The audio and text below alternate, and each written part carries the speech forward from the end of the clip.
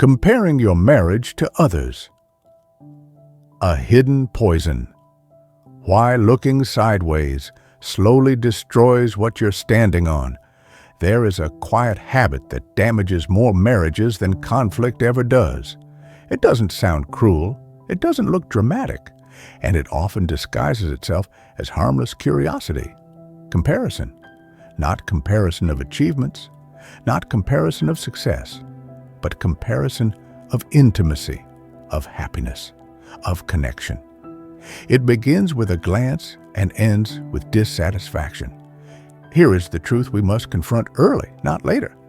The moment a marriage starts being measured against others, it stops being understood on its own terms.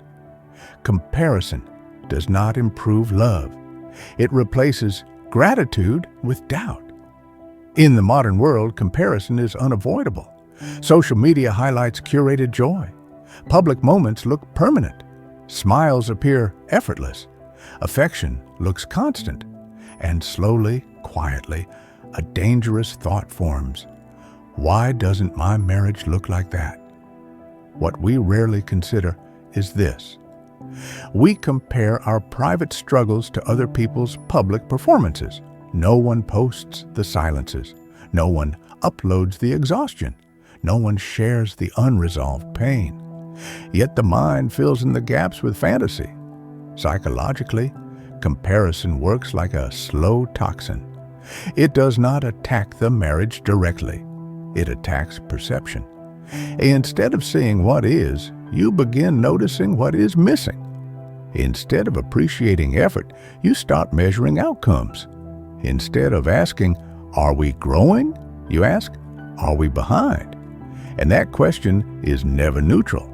Comparison quietly erodes contentment, and contentment is the soil where intimacy grows. Many couples don't realize this damage is happening because nothing is wrong.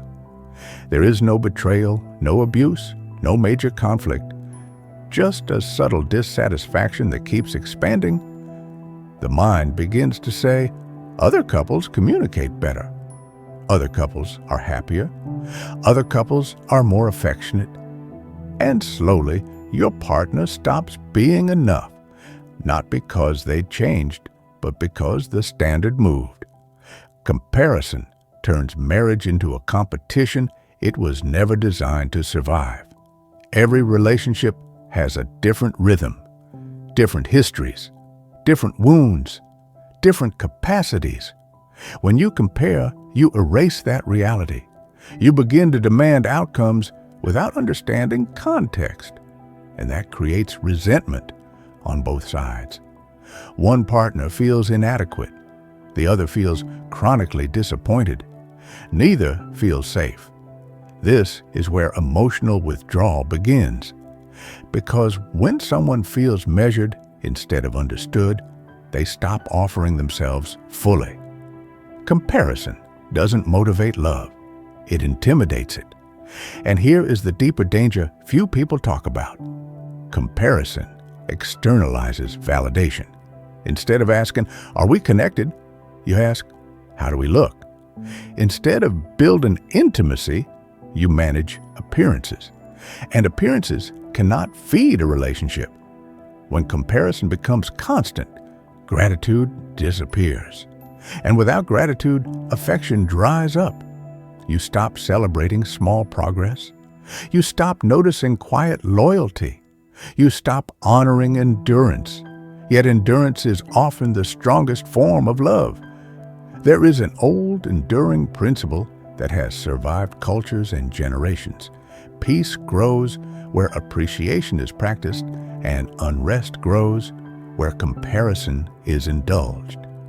Comparison trains the mind to overlook what is present while obsessing over what is absent, and absence always feels louder than presence.